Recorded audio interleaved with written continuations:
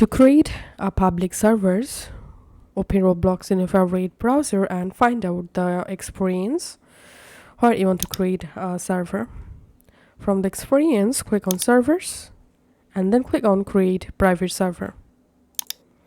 In here, type the server name and click on buy now, and then click on refresh, and here we can see my created server. Now clicking on this three dot and opening configure for the server. Now all you have to need to make this server a public server, we have to turn on this option connections allowed.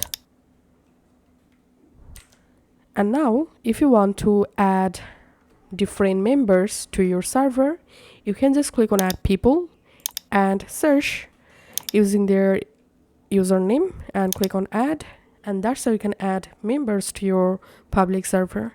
You can click on generate to generate your public server link here, and click here to copy your link